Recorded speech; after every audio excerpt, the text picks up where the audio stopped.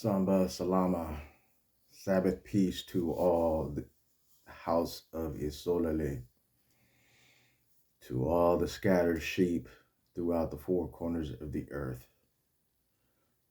To YAH be the glory, honor, and the praise for his kindnesses and great tender mercies. We thank the Almighty YAH, Tata Nzambi, Mbungu Dulindo, our Mfumu, our King, our Mfumu, our King.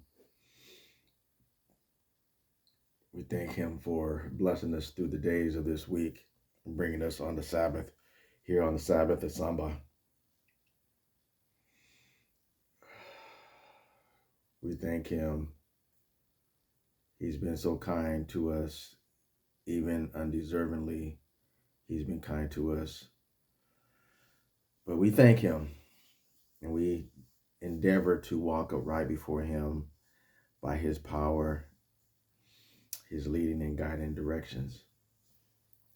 So today's message, the friend of the world is the enemy of YAH. The friend of the world is the enemy of YAH. Okay? Now, some of this I'm going over. I probably already read and expounded on, but we always have to go with what the Most High gives us.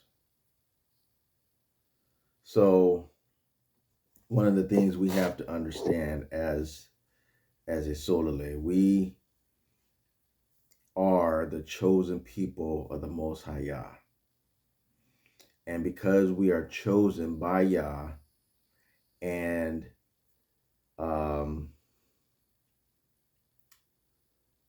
he made a covenant with our ancestors. Now, just to give you a little understanding of a covenant, once the Most High reveals himself to you,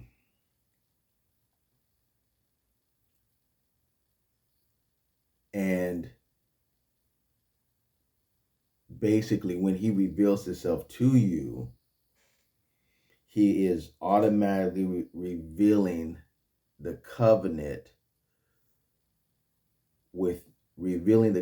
that he made with Abraham,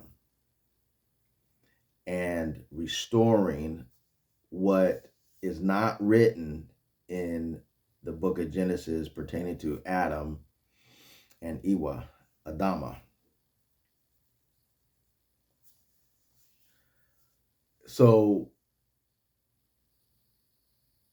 I've been reading the what is it? They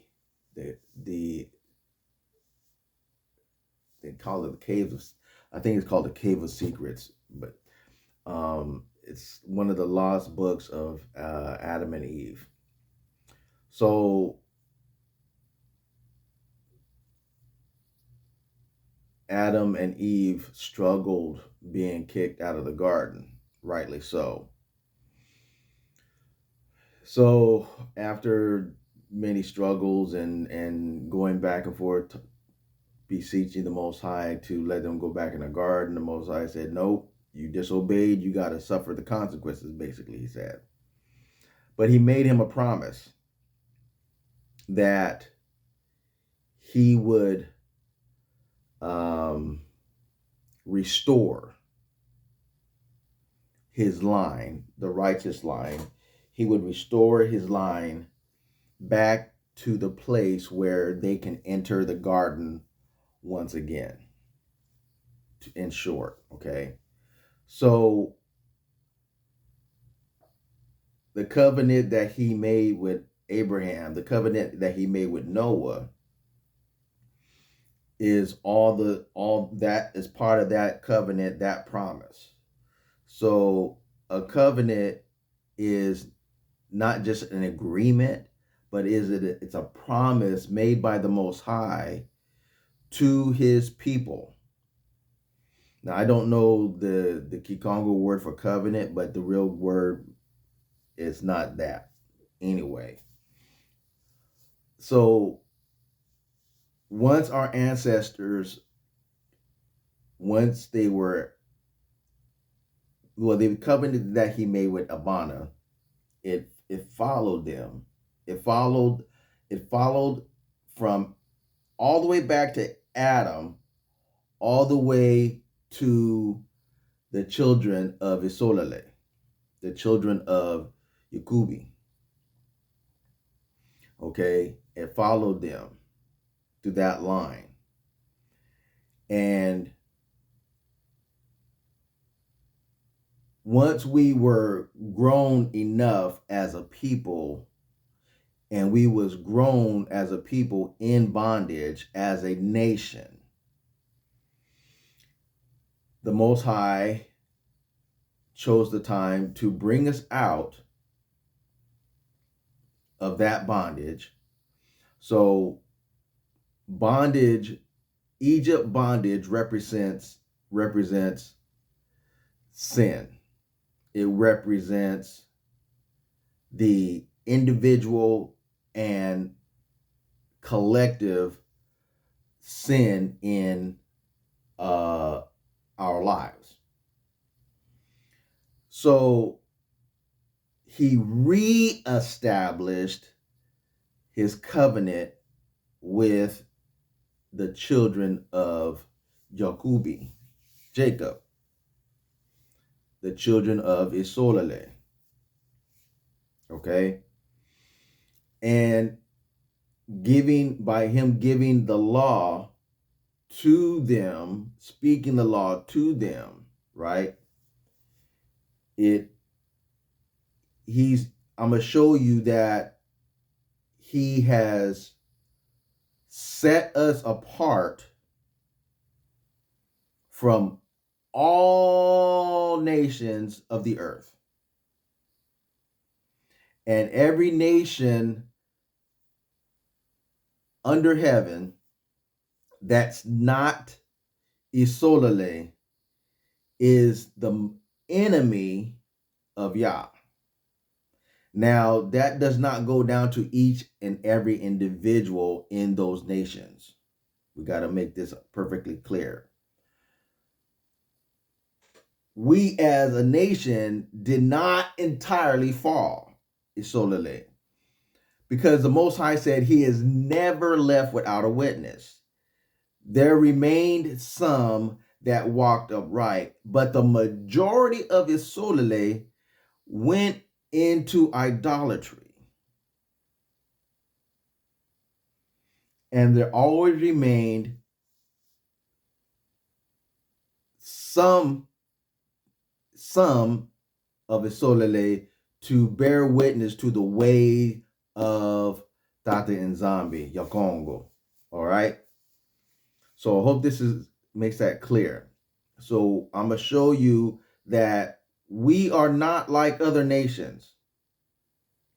And we better not try to be like other nations, because that's why we're here in this wicked, wicked, wicked, abominable land of our enemy, of our captors. That's why we're here, because we disobeyed Yah, and we went after.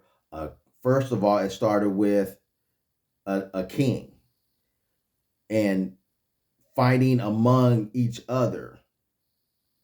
The Most High has set up his chain of command, so as it were, and because of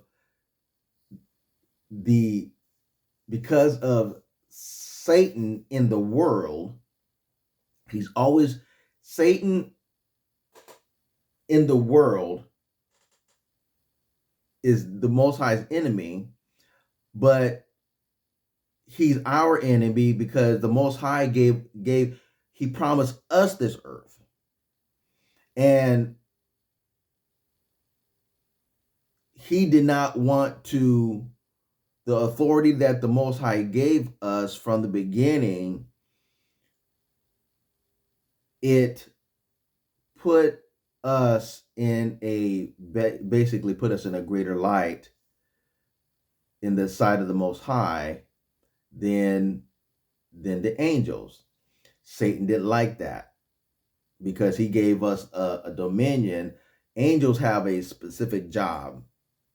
Some have greater jobs, some have lesser jobs, but all angels have a job.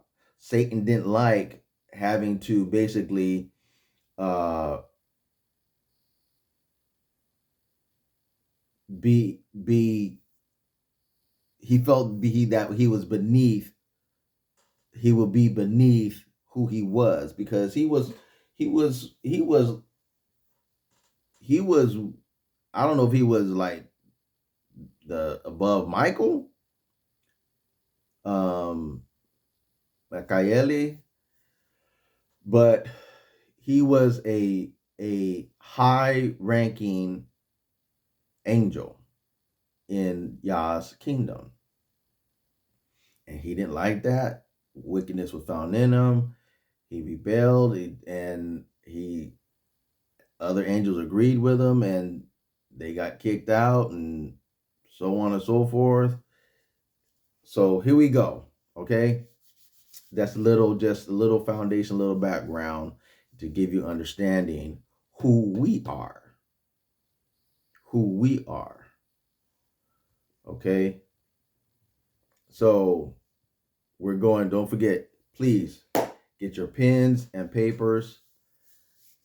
Get your pen and papers. Write the scriptures down.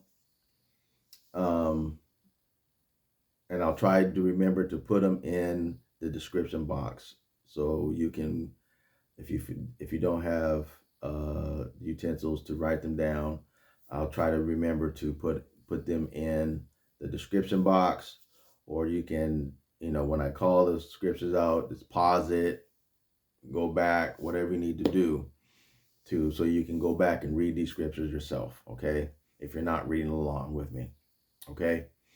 So, first of all, dear Tata and Zombie, Most High Yah, Yakongo, we praise you for your kindnesses and tender mercies in the Sabbath, the Samba.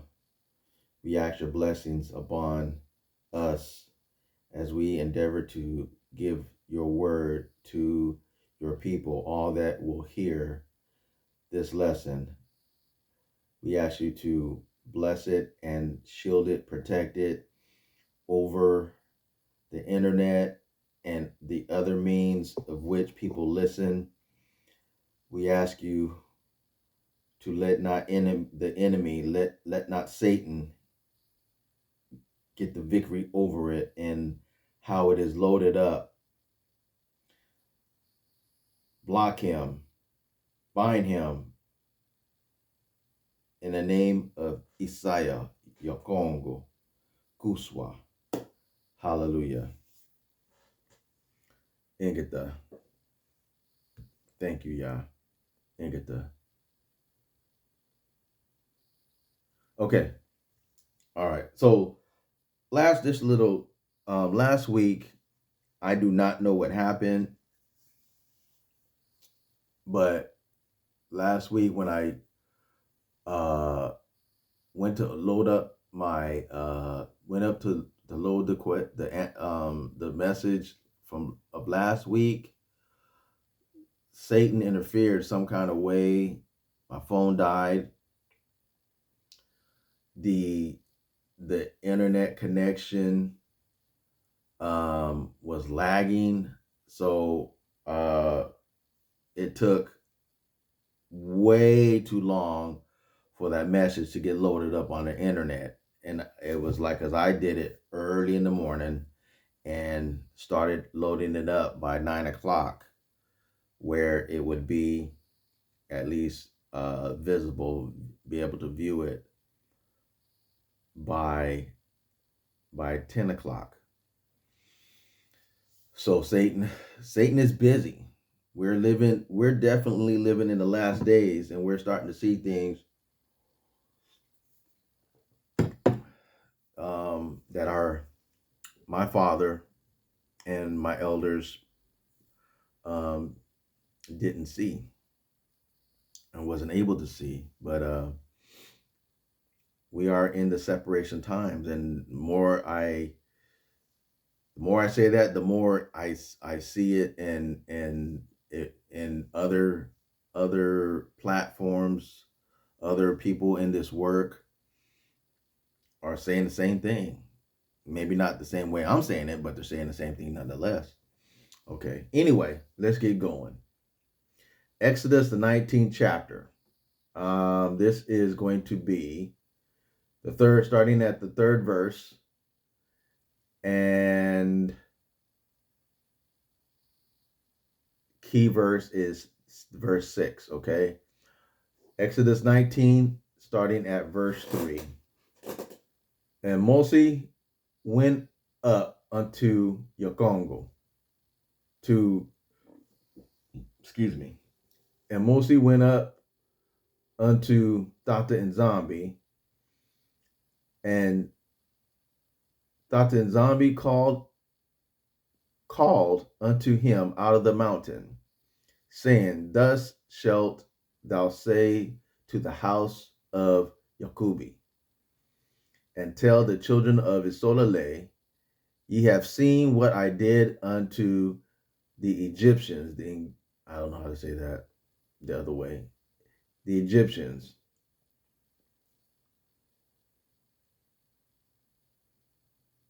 I'm thinking. Ye have seen what I did unto Kamatha, and how I bear you on eagle's wings, and brought you unto myself, and brought you unto myself.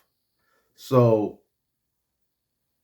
if you never seen a mother hen and she has a brood of chicks, if you've never seen it, it's a sight to see.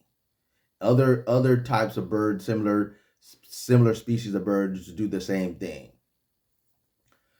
When the hen uh senses danger for their chicks, they will gather them up. All the chicks will come and get under her feet, right? And she will squat down, and she will fluff her feathers up and hide the chicks in the folds of her feathers, and you can't see them. It's a marvelous thing. So basically, what I'm saying is that's what the Most High is saying, that he brought us unto himself. We didn't go to him. He brought us unto himself. So for you to really understand this, the only way to the Most High has to draw you. He has to draw us to himself. He has to bring us to himself. Otherwise, we will never be able to find him. But when he reveals a path to him, it is him that's bringing us to him. Okay? I bear you on eagle's wing and brought you unto myself. Now, therefore, if ye will obey my voice indeed and keep my covenant. See there? So, this is something that we have to understand. He made a covenant with no other people. He made a covenant with no other people. And religion did not exist in these days. Religion is satanically designed to deceive and ran by evil men and evil women. So we weren't, I told to say this before, we weren't a religious people. We were a spiritual people, and spiritually discernment of who the Most High Yakongo was. And the enemies of Yah, they knew who he was too, but they were the servants of Satan. Okay? Keep my covenant, then ye shall be a peculiar treasure unto me above all people, for all the earth is mine.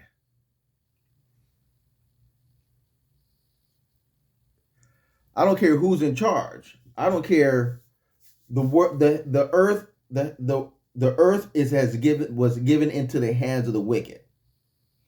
But the Most High's hands is never tied. The earth was given in the hand to the wicked, but the hands of the Most High was never tied. If the hands of the Most High were tied, we would not be here speaking this. Other people on other platforms would not be speaking truth. When we speak the truth to power, we speak in truth against the enemy. We are in spiritual combat. We're in spiritual combat when we strive to reconcile ourselves back to the Most High by the power of the Most High. You get that? We have to reconcile ourselves back to the Most High by the power of the Most High. We can't do this in of ourselves. We have to be brought in to the Most High, by the Most High, by his power, by the Muanda Simi, the Impeve, by the Spirit. Okay? All right. And ye shall be unto me a kingdom of priests and an holy nation. These are the words which thou shalt speak unto the children of Israel. So we are supposed to be a kingdom of priests.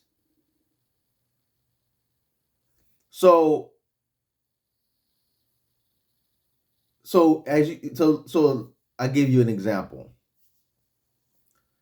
When you go into what is modernly known as the Old Testament, and in the Old Testament you have the different section is broken down into basic categories. So you have the book of the law, you have history, and you have the books of wisdom, the books of, I can't remember.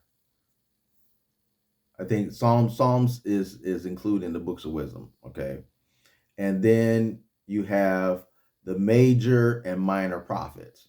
Now, to clarify, the major and minor prophets, they're called major and minor prophets just because the major prophets have more chapters in their writings than the minor prophets. So in the kingdom of priests, we are equally valuable. We are equally needed, but not everybody will. So I'll give you a different example.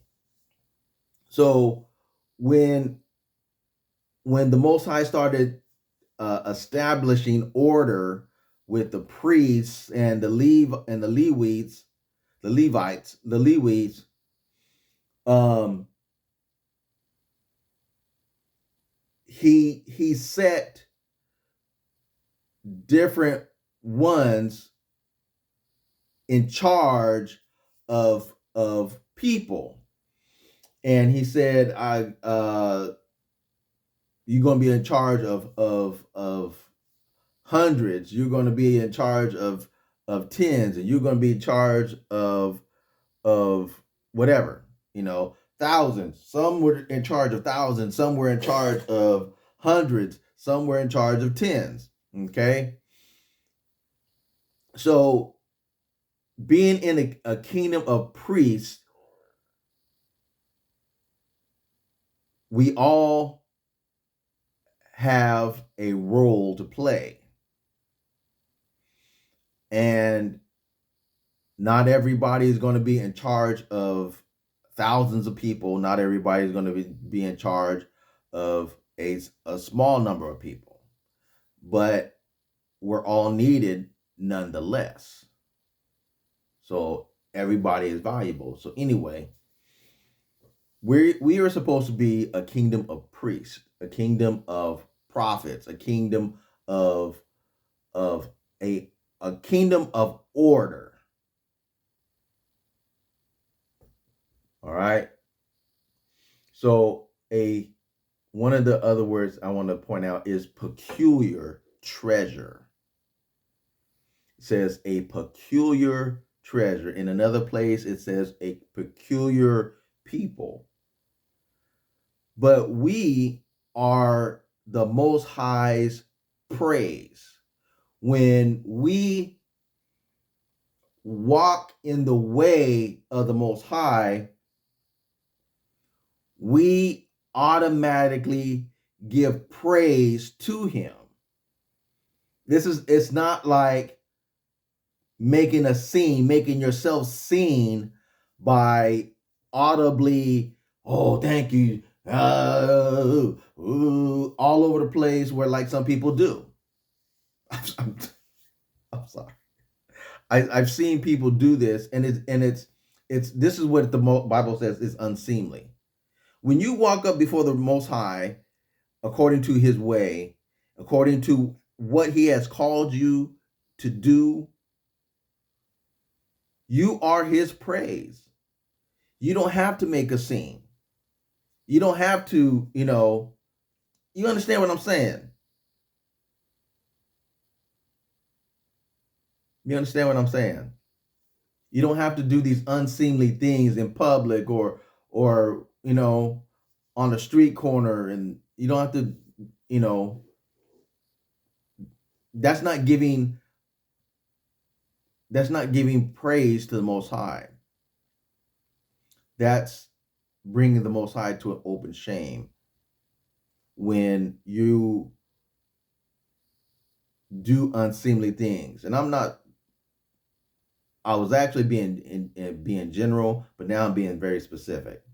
When you're on a street corner and you are literally cursing and yelling at people and saying that you're gonna be my slave and this all,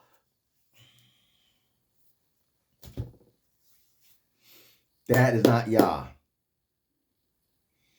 Cursing out people, cursing is barbaric. It came from a wicked culture. Cussing, what they call cussing or cursing, profanity, using profanities at people, that's demonic. That's demonic. Using profanities is demonic, especially using profanities towards somebody. It's demonic.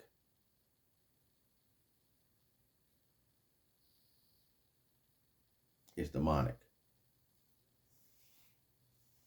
All right. We are supposed to be a peculiar treasure to the Most High.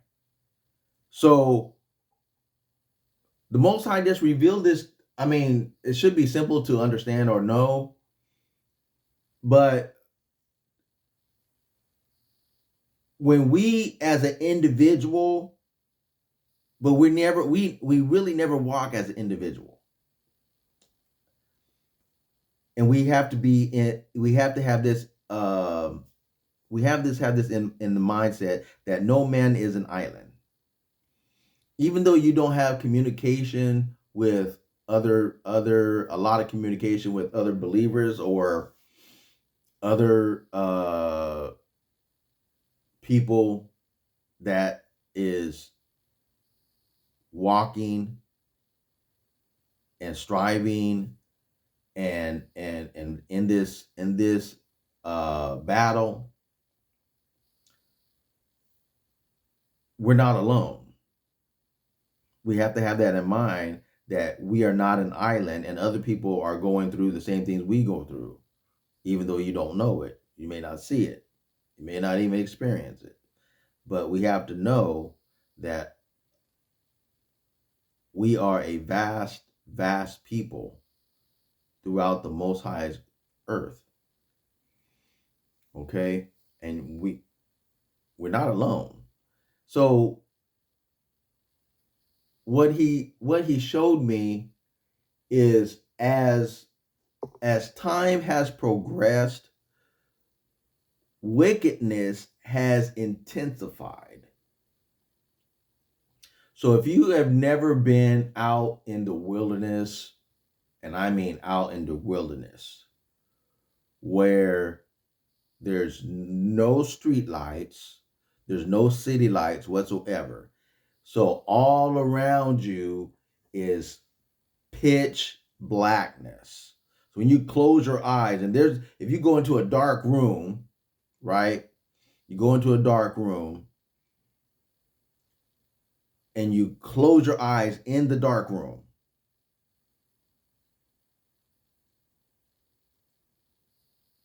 That's how the world is today. Pitch blackness, wickedness. Wickedness has intensified itself in such a way that when we submit ourselves unto the Most High's way, his laws, statutes, commandments, and judgment, his tula, we become a light. And as we start off as, like, say, as a spark, but a spark in the midst of pitch blackness is very easily seen.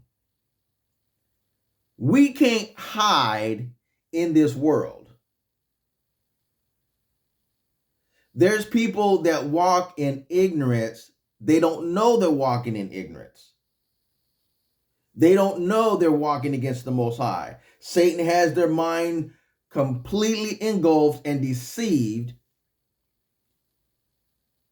that they cannot see because of the blackness of the mind.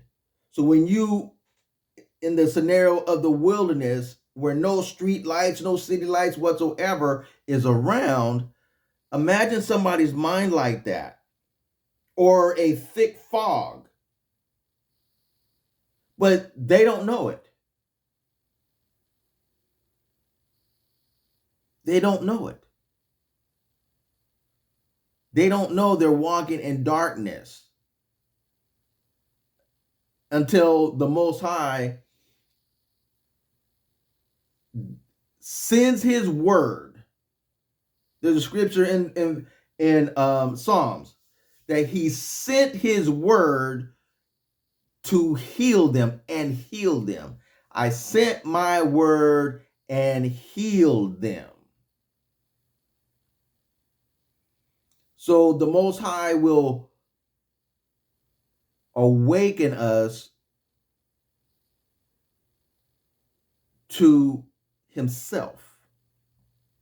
We start off as a spark.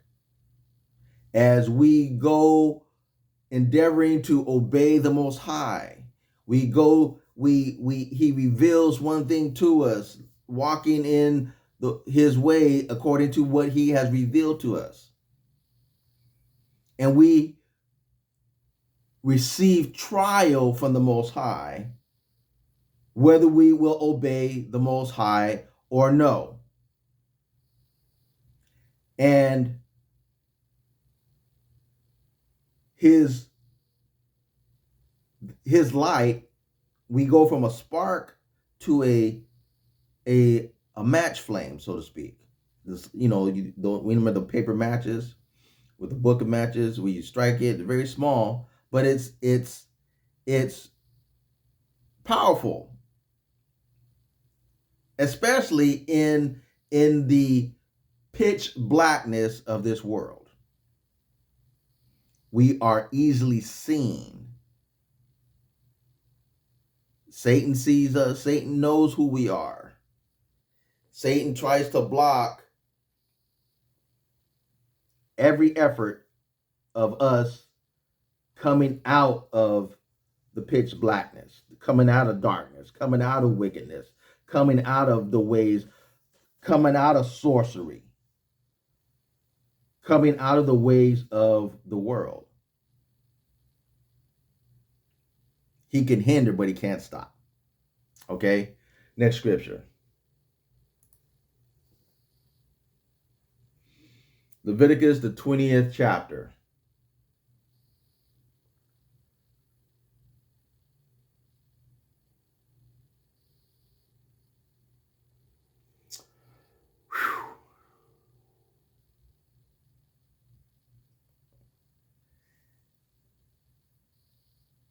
And the Afumu spake unto Moses, saying, again, thou, this is starting at the first verse, I'm sorry. Leviticus, the 20th chapter, starting at the first verse. I'm not going to read all the way down, but I'm going to skip through. But there's something in here I wanted us to speak on. And the Fumu spake unto Moses, saying,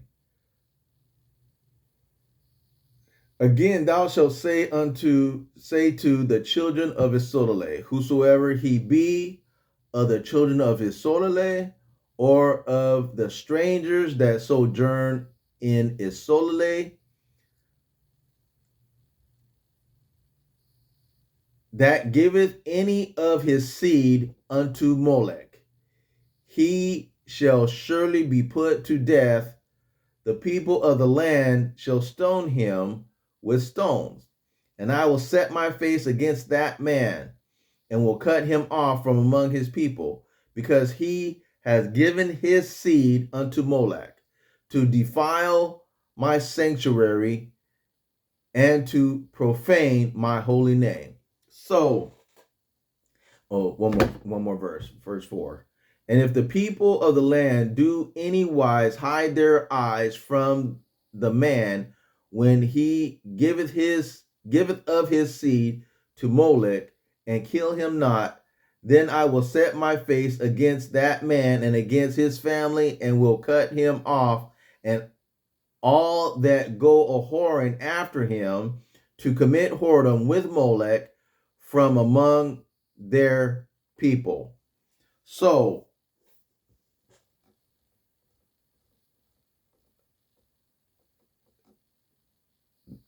this is very significant, because Molech was I Rick looked it up. It says specifically the Amorite and Phoenician deity. So Molech was a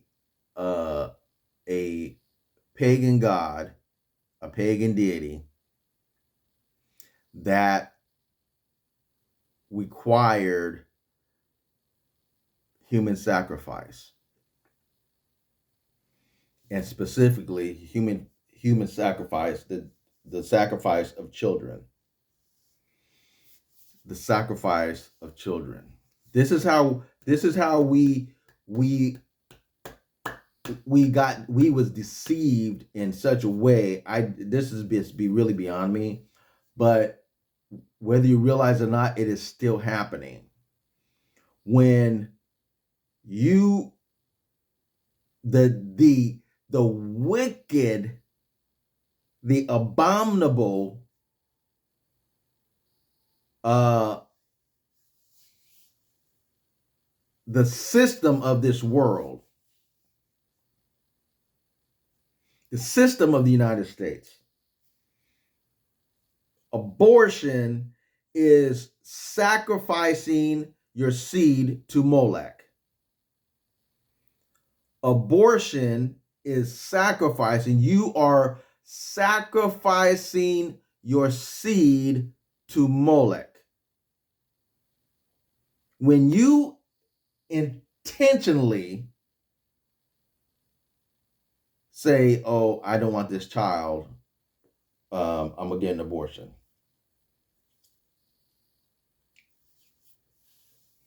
You're sacrificing to Molech. When you do not guide your children in the path of righteousness, when you turn a blind eye to your children's deeds, you're sacrificing your children to Molech. When you will not chastise your children, you are sacrificing your children to Molech.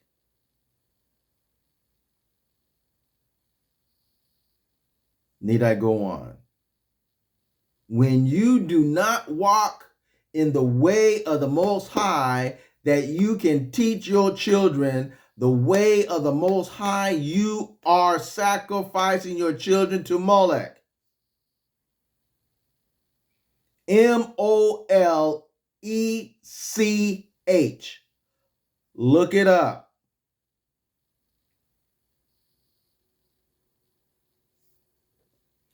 All right, moving on. 26. Going down. Okay.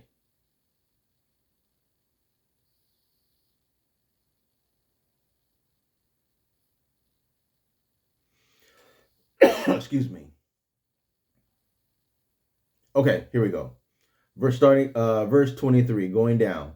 And ye shall not walk, this is still Leviticus 20.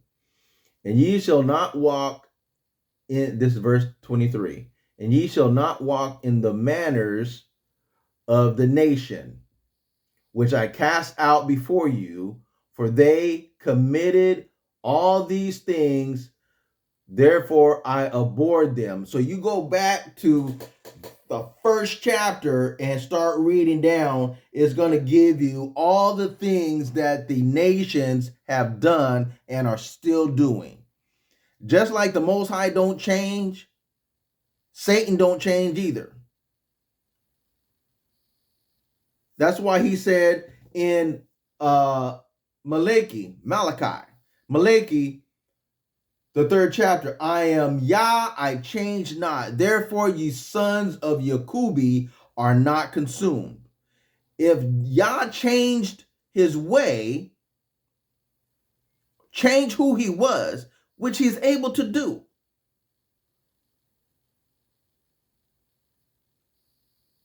we would not be able to find him.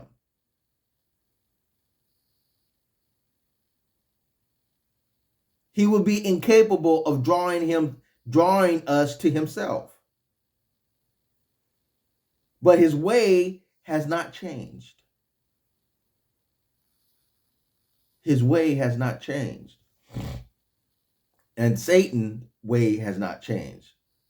The same things they was doing in ancient days, the same thing they're doing today. It just they do things behind closed doors. All these you got I grew up in the era where when a half gallon of milk came in a paper carton, and it had a warning or a I don't know what to call it, but a advertisement for missing or and exploited children. These agencies that they set up for missing and exploited children. Don't fool yourself in thinking they don't know what happened to these children. It's a cover up. It's what smoke and mirrors. Smoke and mirrors. They know what happened to these children and what's going on with the children. These children are being sacrificed. Their body parts are being used to keep alive these wicked, abominable, satanic people. I give you an example. You can look this up yourself. I don't remember his first name. Rockefeller. I think he old man Rockefeller. He died probably like maybe not even 10 years ago. Excuse me. Not even 10 years ago.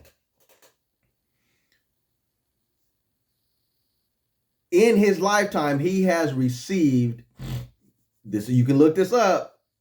He has received 6 heart transplants. 6 heart transplants.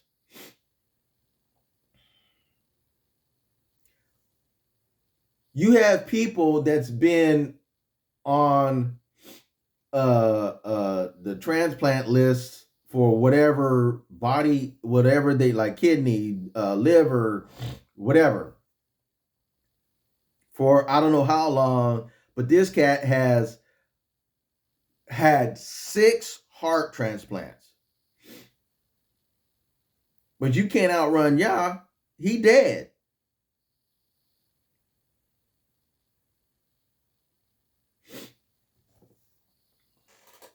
Moving on.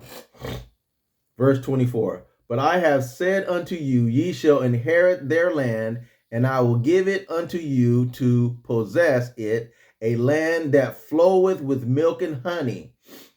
I'm going to go into that another time. Milk and honey. I want everybody to really think about what that means. A land that floweth with milk and honey. I am the Infumu, your Elimo. I am Tata Nzami, your Elimo, which have separated you from other people. Ye shall therefore put difference between clean beasts and unclean beasts, clean beasts and unclean beasts, and between unclean fowls and clean.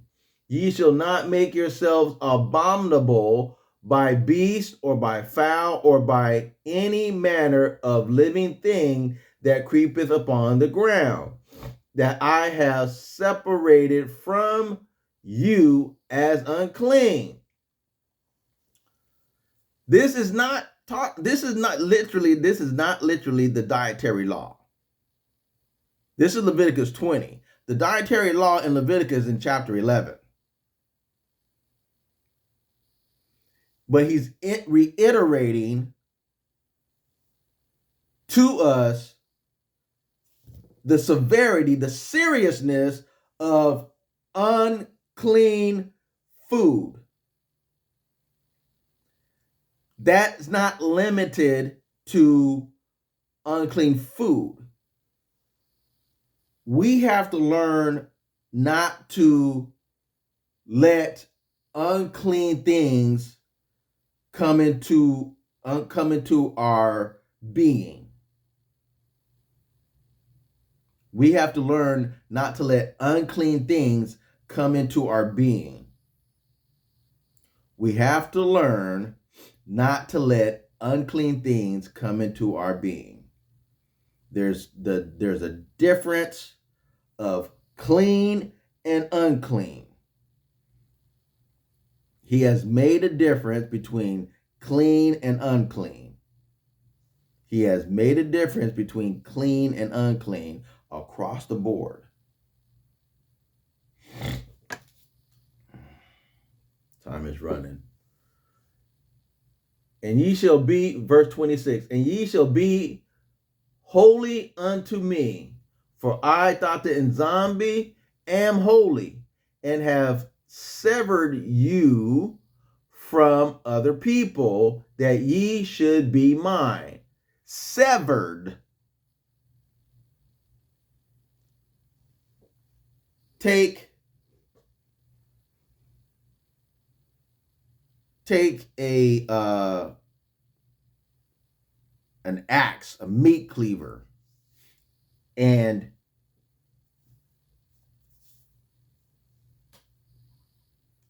if you cut off your arm, cut off your finger, if I cut one of my locks, it's being severed from the other part.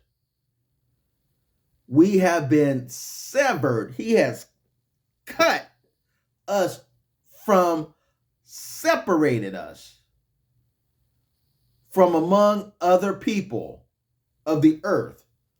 That's why he called us a peculiar treasure, a peculiar people. We ain't like everybody else. We are the light of the world. Isaiah said, let your light shine before men, that they may see your good works and glorify Tata Nzambi.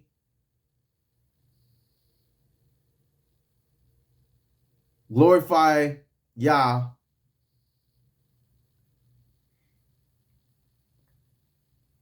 Glorify YAH.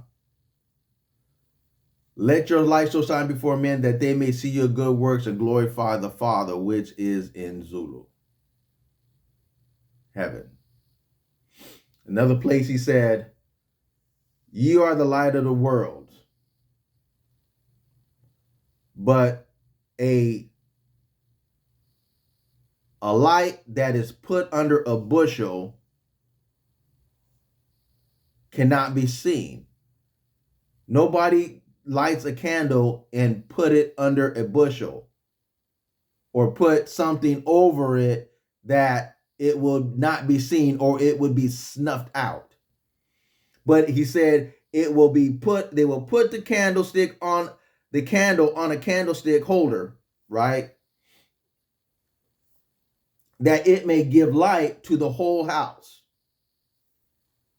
So that goes back to what I was saying about being a light in a pitch black world.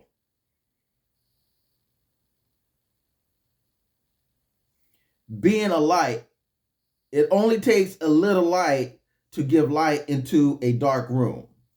It only takes a little light to shine forth in the midst of blackness. In the beginning, YAH said, YAH created the heaven and earth. The earth without form and void, and darkness was on the face of the deep. And the Spirit of YAH moved upon the face of the waters. And he said, let there be light. And there was light.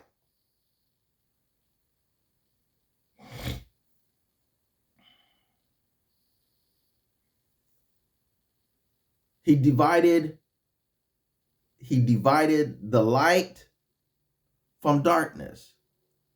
He severed. He separated light from darkness. We are children of the light.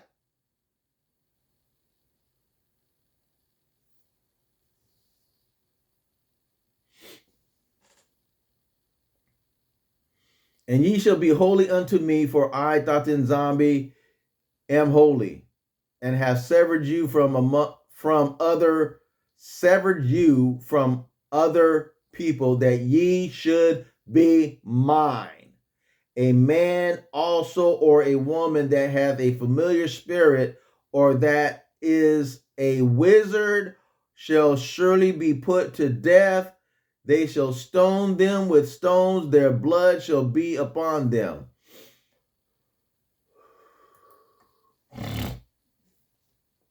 People are walking in witchcraft and don't even know it.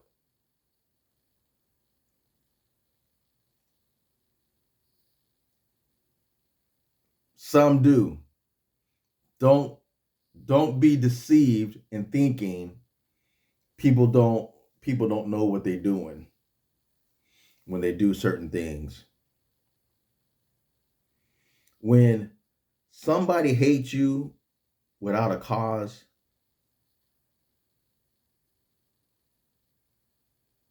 you got to be careful of that person.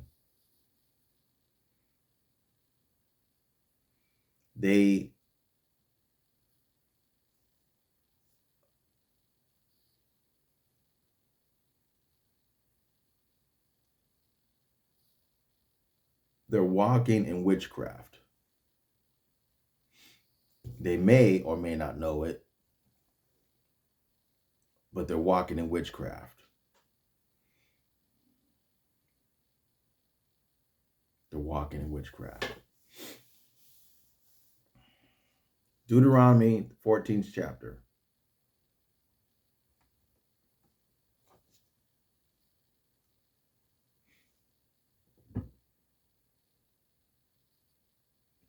Verse 1 and 2, okay. Deuteronomy 14 chapter, verse 1 and 2. Ye are children of the Infumu, your Elimo. Ye shall not cut yourselves, nor make any baldness between your eyes for the dead. For thou art an holy people unto Dr. Nzambi, thy Elimo, thy Infumu. And the Infumu hath chosen thee to be a peculiar people unto himself above all nations that are upon the earth. So this is Deuteronomy 14. This is where it goes into the dietary law. It's a reiterating Leviticus 11. He's reminding them.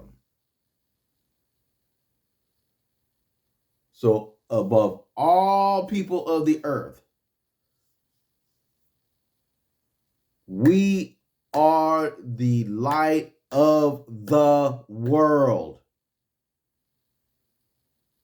But a light that is put under a bushel cannot be seen.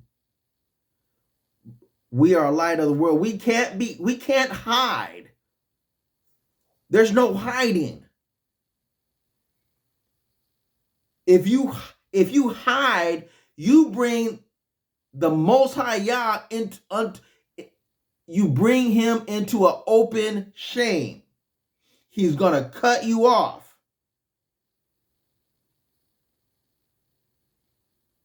We have to accept who we are and walk who we are as the Most High's chosen.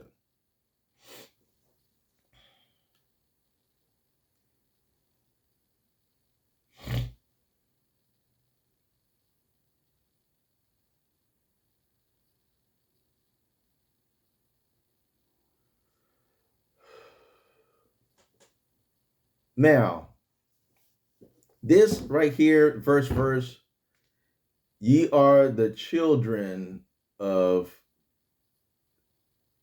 Dr. Nzambi, your Infumu. Infumu means king. I just learned that. So I'm going to start using it more often.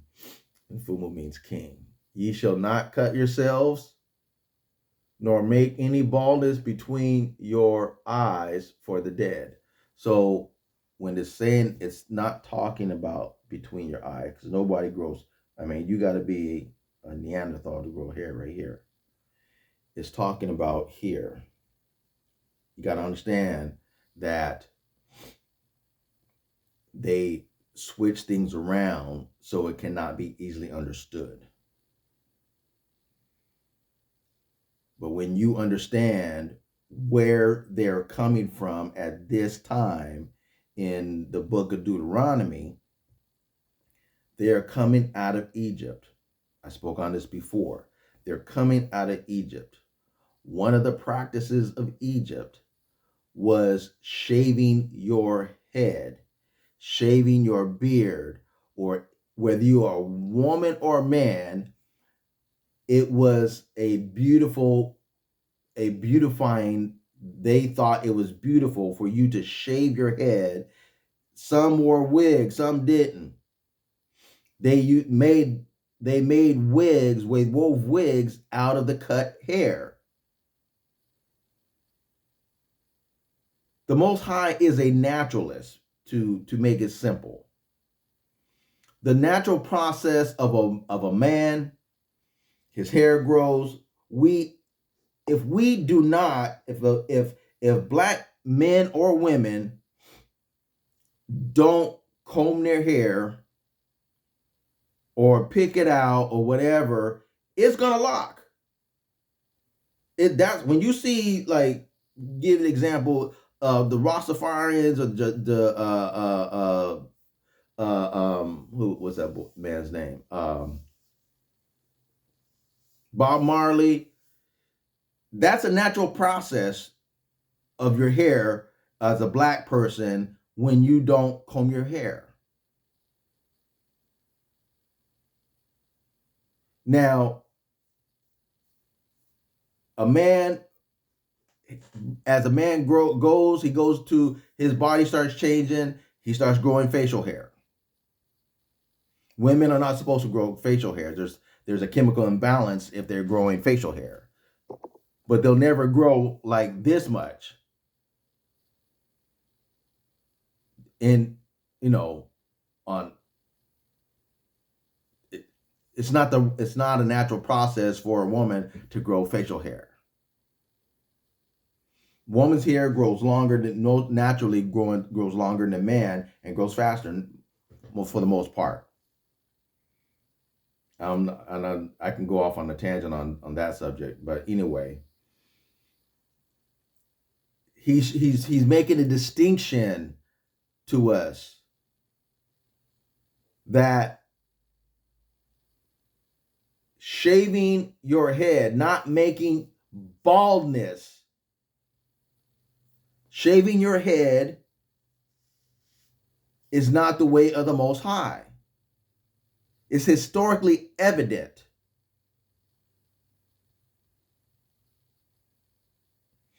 We need to come out of that.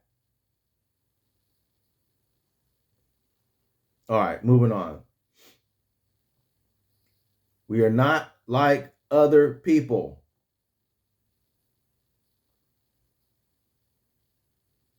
Hear ye Jeremiah the 10th chapter, verse 1.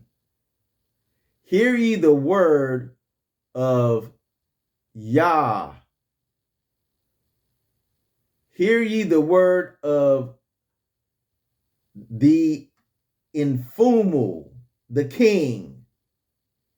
Hear ye the word of Yakongo, speaketh unto you, O house of Isolale. Verse 2. Thus saith the Infumu, Tata Nzambi, learn not the way of the heathen, and be not dismayed at the signs of heaven, for the heathen are dismayed at them. Learn not the way of the heathen.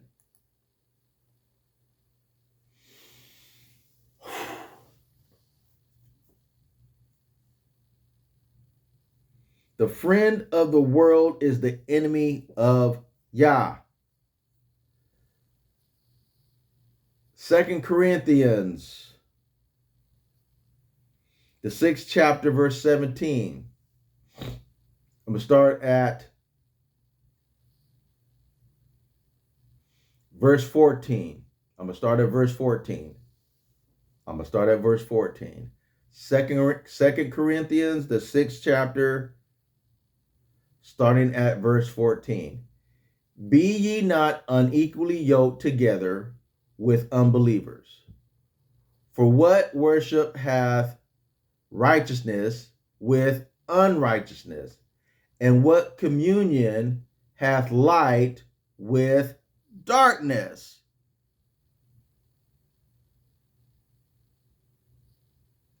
And what concord hath Guswa with Belial?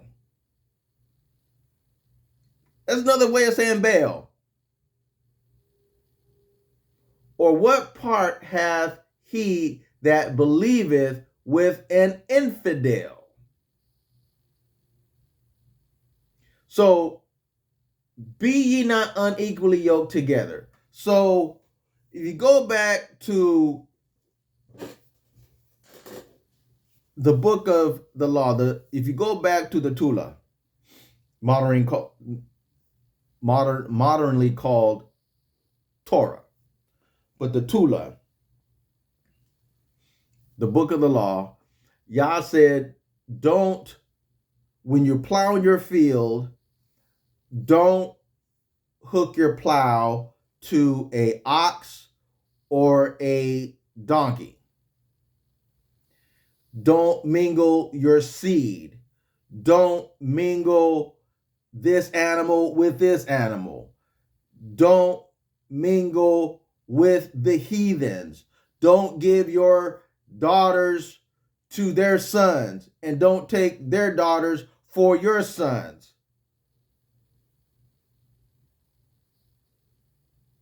See?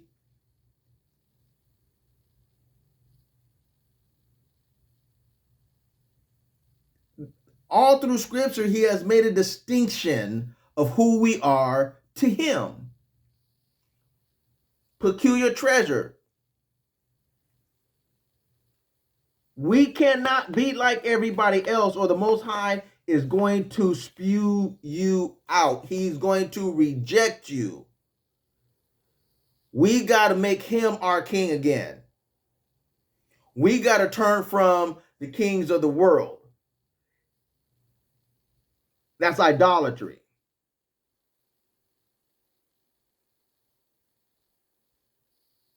It's idolatry. I told you, when Israel decided they wanted a king, they went into idolatry. When you do not want the Most High as your infumu, your king, your infumu, you are walking into idolatry.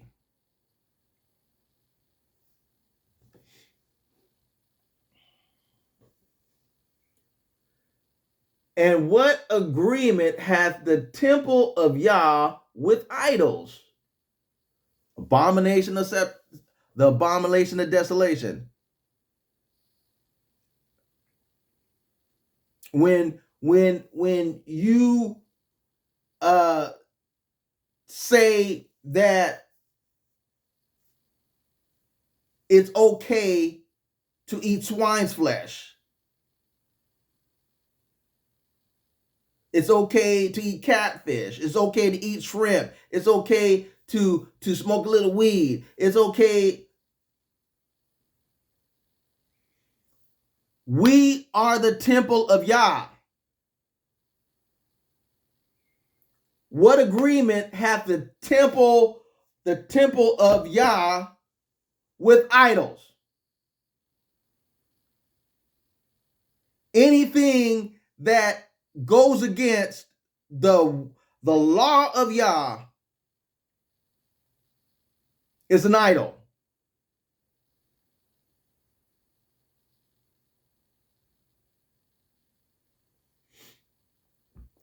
For ye are the temple of the living YAH.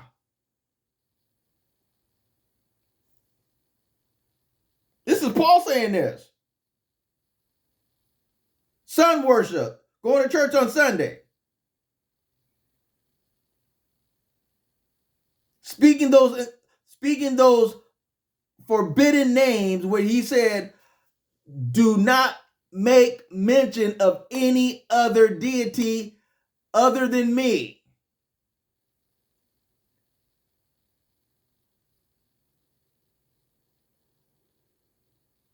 What we say comes from our mind. I got to check that too. I got to check it too. I got to check it too. We are the temple of the Most High Yah, Tata and Zombie, Yokongo. We are the temple. The temple not made with hands. The temple they had in the wilderness, it was an open sanctuary. It wasn't these churches like you see here.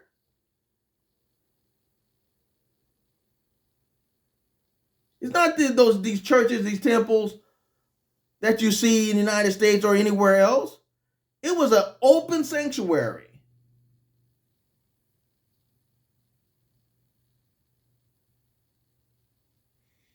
We are the temple of the living YAH. As YAH had said, I will dwell in them and walk in them, and I will be their YAH, and they shall be my people. Yehoshua said, Isaiah said, if you love me, keep my commandments, and I will pray the Father, and he shall give you another comforter, that he may abide with you and in you.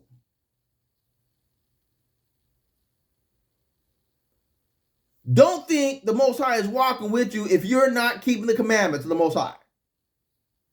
He's not walking with you. If you reject the commandments in any shape, form, or fashion, the Most High is against you. You are walking in idolatry. And if anybody tells you that you ain't got to do this, you ain't got to do that, that's a demonic spirit. They are not your friend. Anybody just tries to get you away from walking in the ways of the Most High Yah, the commandments, law, statutes, and judgments, they are not your friend. They are not your family. I don't care if they're blood related.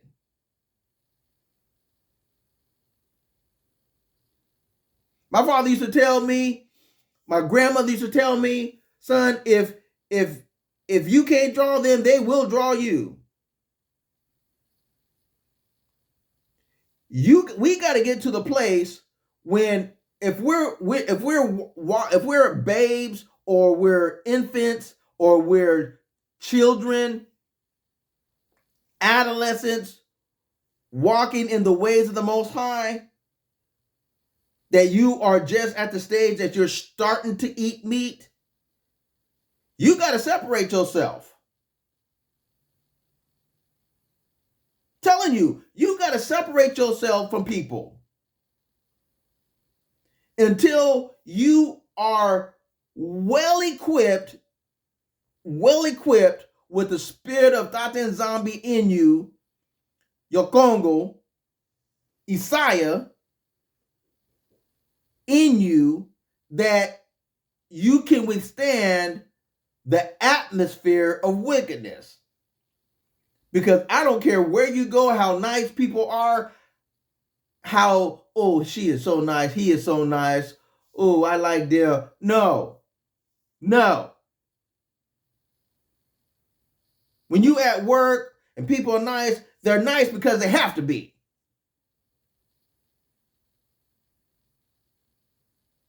Don't get it twisted.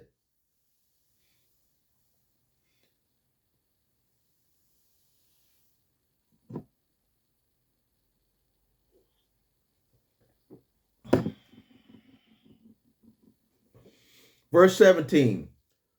Wherefore, come out from among them and be ye separate, saith Dr. Nzambi, and touch not the unclean thing, and I will receive you.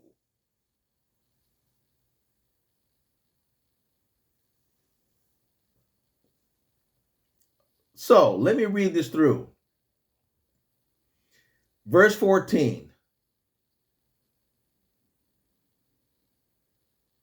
Be ye not unequally yoked together with unbelievers. For what fellowship hath righteousness with unrighteousness? And what communion hath light with darkness? And what concord hath Christ with Belial?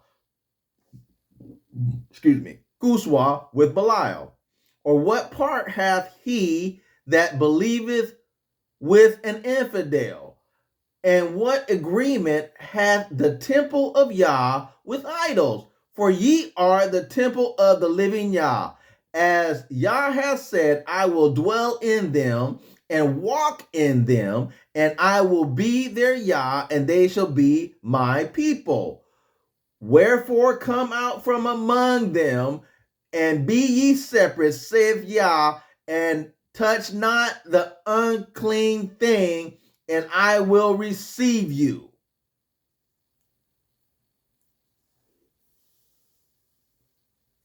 And will be a father unto you, and ye shall be my sons and daughters, saith YAH Almighty.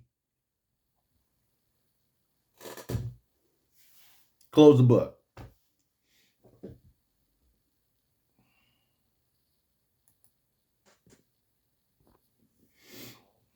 Close the book. Close brackets. 1 Peter.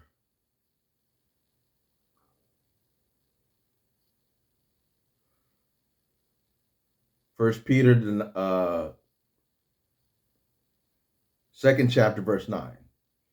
But ye are a chosen generation, a royal priesthood. Didn't I tell you? This is the New Testament. The last book was 2 Corinthians. This is the New Testament. We got to understand what the so-called New Testament is about and what it's not about. And it's really not about Gentiles. Really not.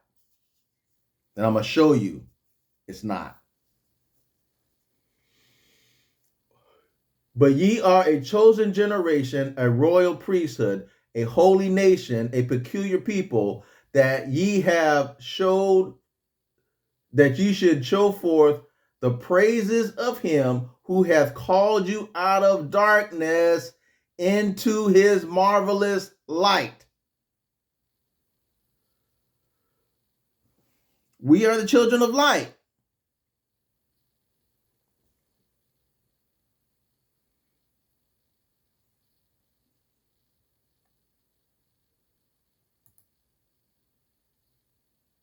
Now, this is where I show you. James, my wife, it was so amazing. All praises and honor and glory to the Dr. Nzambi, Most High Yah, Yakongo, for my wife. That Most High is really blessing her.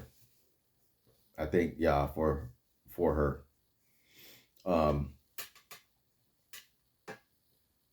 She refreshed my mind. It's like I read this many times, but she's like, send it to me. And I was like, oh my goodness. It's like, I hadn't read that in a long time and I forgot it. Listen to what it says. This is James, the 1st chapter, starting at the 1st verse. James, the servant of Yah and of the Infumu, Isaiah Guswa, to the 12 tribes which are scattered abroad, greeting. So, the 12 tribes which are scattered abroad.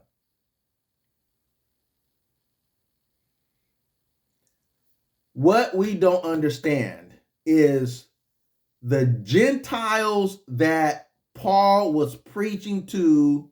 I don't care what anybody say. I don't care what anybody say.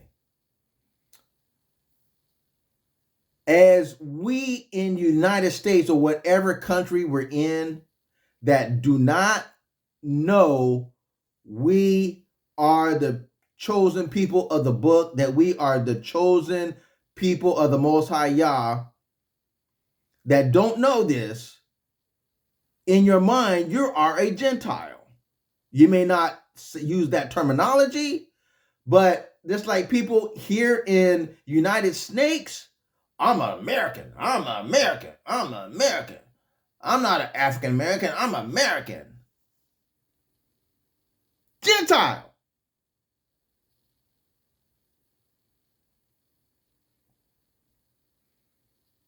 You have a Gentile mindset. And those were the people that Paul was speaking to. James is telling you who Paul was talking to. The 12 tribes which are scattered abroad. My brethren, count it all joy when ye fall into divers temptations, knowing this, that the trying of your faith worketh patience. But let patience have her perfect work, that ye may be perfect and entire, wanting nothing.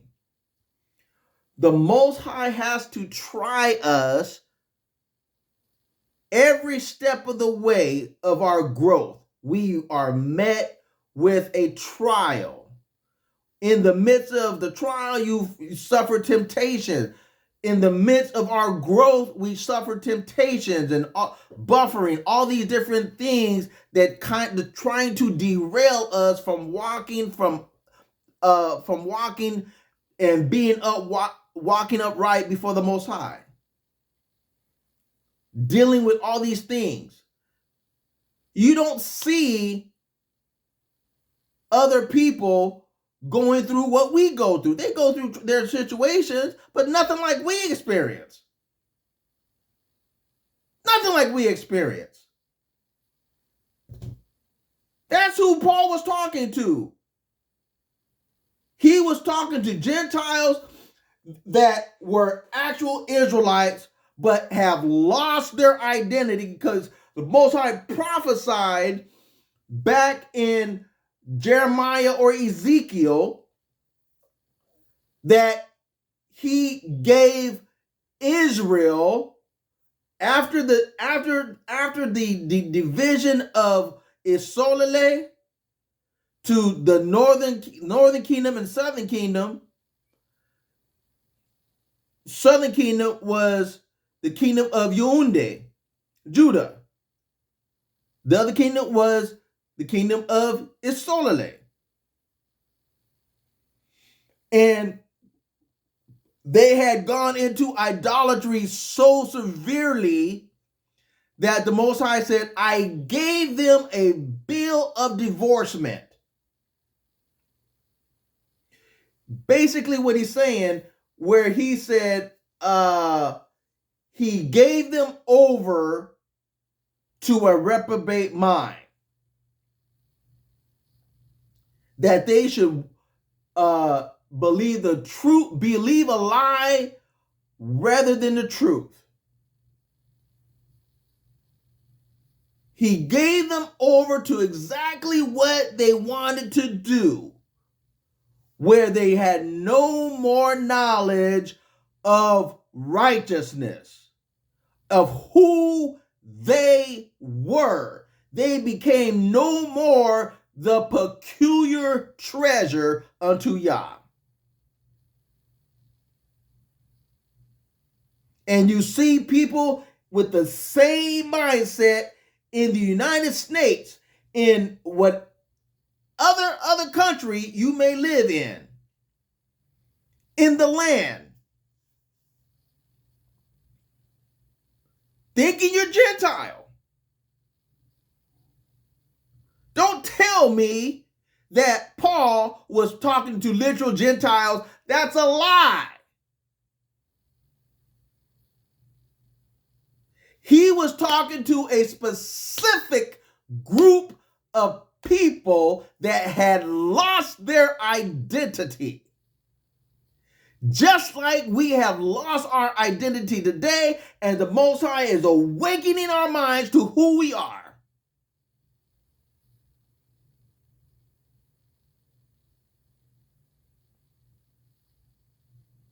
Hallelujah. Engeta.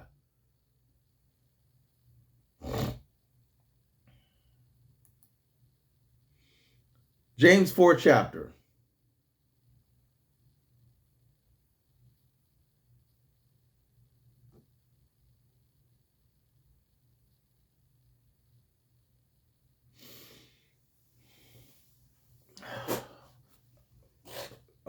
Key verse 4. I'm going to start at the first verse. James 4 chapter, starting at the first verse. From whence come wars and fightings among you? Come they not hence, even of your lust that ye war in your members. So not only do you have a war within yourself, but you have a war with your brethren. Just like in the wilderness, just like back in the land, I want to be leader. No, I want to be leader. Most High talks to me too. Got smacked with leprosy. Numbers the 12th chapter. Numbers the 12th chapter. When the Most High sets in order something, it behooves us to humble ourselves and walk in that order. And not war and fight because you have your individual motivation. There's another word I want to use, but I can't remember what it is. Ye lust and have not, ye kill and desire to have and cannot obtain. Ye fight and war, yet ye have not, because ye ask not. Ye ask and receive not, because ye ask amiss. You're asking the wrong thing. I know this because I had to learn it. You're asking the wrong thing. You're asking the wrong thing.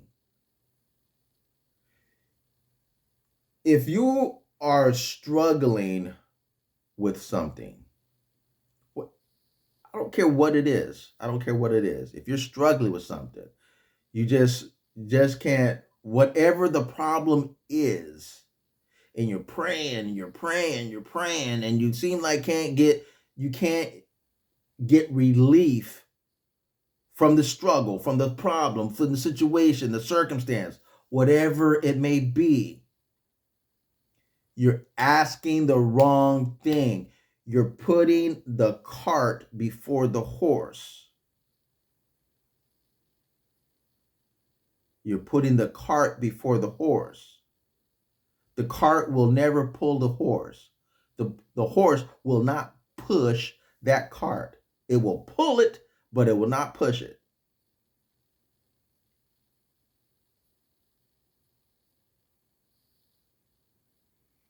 You have to go in the way of the Most High. The Most High has a way, and he's not changing his way for me, you, or anybody else.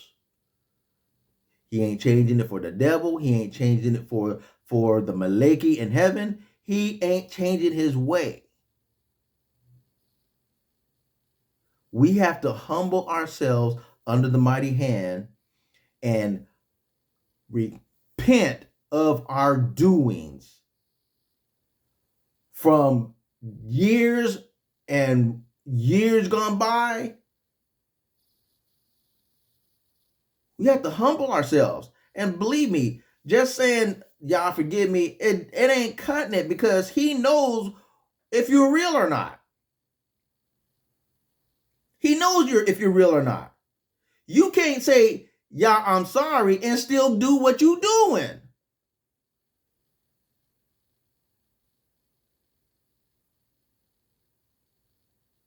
We got to come out of this sorcery that we're under. We got to come out of the demonic possession that we have been under, or are in, or are under.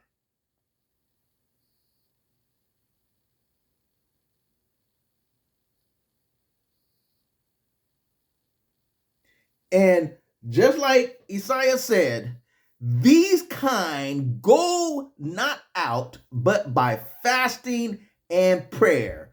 Prayer and fasting. Fasting and prayer. You gotta turn, as my grandmother and my father used to say, you gotta turn down your plate.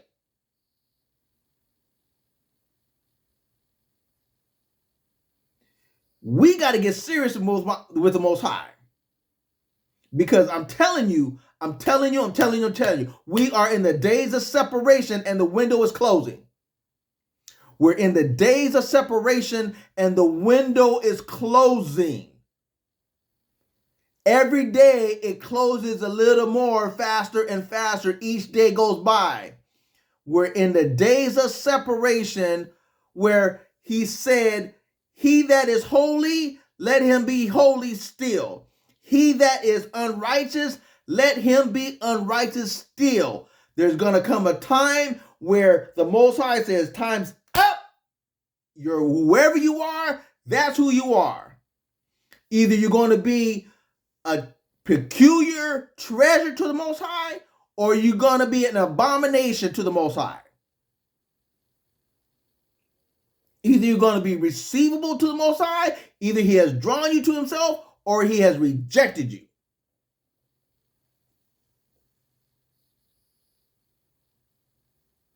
Ye adulterers and adulteress, know ye not that the friendship of the world is enmity with YAH?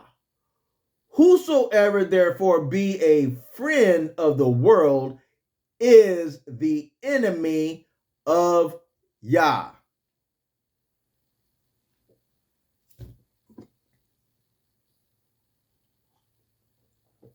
Now, let me make this perfectly clear. We live in a wicked and adulterous world, an abominable world, dark